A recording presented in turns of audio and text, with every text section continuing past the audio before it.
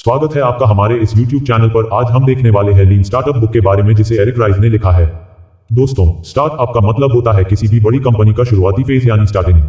Company start करने का conventional तरीका क्या है? इसके 3 स्टेप्स होते हैं। पहले आपने एक प्रोडक्ट बनाया, फिर आपने इन्वेस्टर्स से पैसा जुटाया, फिर प्रोडक्ट को लॉन्च कर दिया।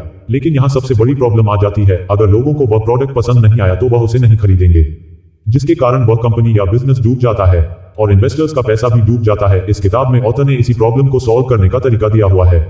आइए इस किताब के मेन प्रिंसिपल्स पढ़ते हैं। MVP से शुरू करें।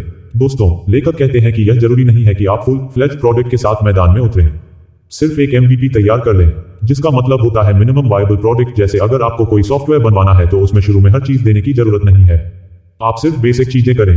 जैसे जब फेसबुक शुरू ही हुआ था तो उसमें सिर्फ फोटोज को हॉट या नॉट रैंक करने का फीचर था।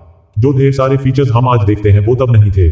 लेकिन इससे मार्क ज़करबर्ग को आइडिया लग गया कि उसका आइडिया बहुत पॉपुलर हो सकता है, क्योंकि बहुत से स्टूडेंट्स उसे यूज करने लग पड़े थे। इसी तरह जो भी आपका आइडिया है उसे सबसे पहले बेसिक फॉर्म में लॉन्च करके देखें, क्योंकि कोई भी यह नहीं बता सकता कि लोग किस प्रोडक्ट को खरीदना चाहेंगे और किसको नहीं। जब तक आप प्रोडक्ट उनके सामने नहीं लाएंगे आपको पता ही नहीं चल पाएगा।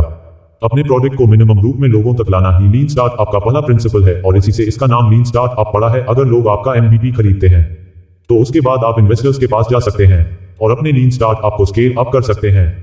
दूसरे प्रिंसिपल में आता है पार्टनर्स या एम्प्लॉइज ढूंढना। आप सिर्फ ऐसे पार्टनर्स चुनिए जो दिल से आपके आइडिया या प्रोडक्ट में इंटरेस्ट दिखाएं। ऐसा ना हो कि आपका इंटरेस्ट टेक्नोलॉजी से रिलेटेड स्टार्टअप में है और आप ऐसे आदमी को अपना पार्टनर बना लें जिसका इंटरेस्ट स्टॉक ट्रेडिंग ऐप है।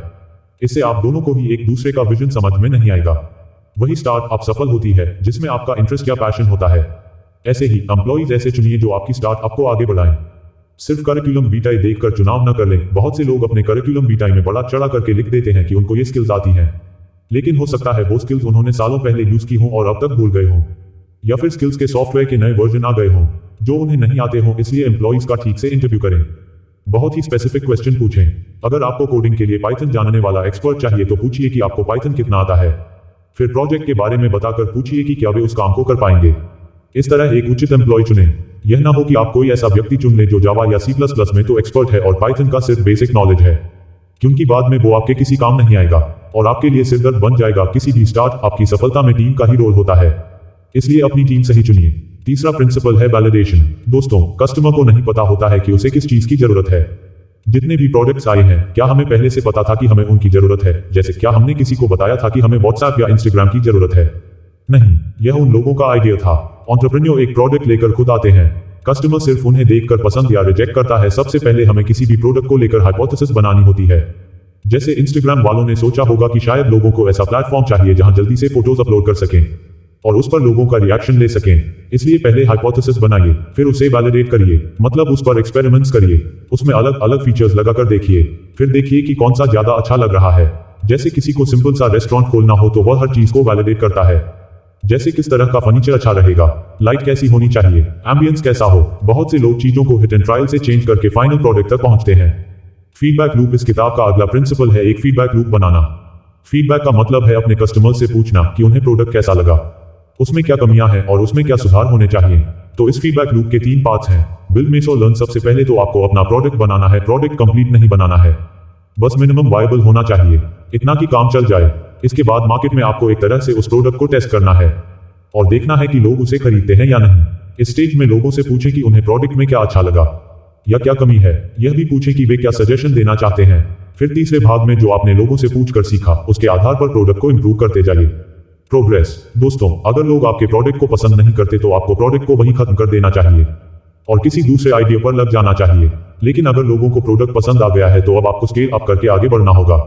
Funds and investment. अब आपको अपने प्रोडक्ट को कंप्लीट करना होगा, उसमें सारे फीचर्स डालकर लॉन्च करना होगा। अब आपका लीन स्टार्टअप अब रियल स्टार्टअप में कन्वर्ट हो जाएगा। लेकिन इस सब के लिए आपको इन्वेस्टमेंट लानी पड़ेगी।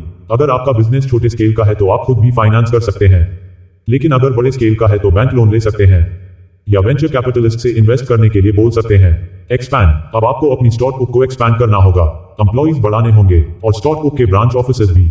यह डिसाइड करें कि बिजनेस कहां कहां ऑपरेट करेगा, उसी हिसाब से आप अपने ऑफिसेज खोलिए। तो दोस्तों, किसी भी स्टार्टअप को सही तरीके से शुरू करने के लेखक ने यह 7 स्टेप्स बताए हैं। पहले लीन स्टार्टअप से शुरू कीजिए, यानी अपने प्रोडक्ट को टेस्ट करिए। इससे आपको अंदाजा हो जाएगा कि आपका प्रोडक्ट चलेगा या नहीं। किताब के अगले भाग में लेखक ने कुछ स्टार्टअप के एग्जाम्पल या केस स्टडीज दी हैं। आइए उनमें से कुछ के बारे में पढ़ते हैं और जानते हैं कि उनके शुरू होने की कहानी कितनी रोचक रही। IMVU। सबसे पहले तो लेखक ने खुद अपना ही एग्जाम्पल दिया है। कॉलेज के दिनों में उन्होंने अपने कुछ दोस्तों के साथ मिलकर एक वेबसाइट बनाई, जिसके जरिए लोग अपना रिज्यूम या करिकुलम विटाe अपने एम्प्लॉयर्स के सामने रख सकते थे। यह बहुत अच्छा आइडिया था। उस पर उन्होंने खूब सारा पैसा लगाया, रात भर मेहनत की, लेकिन अंत में यह वेबसाइट नहीं चली। इससे एरिक को बहुत बड़ा सदमा लगा।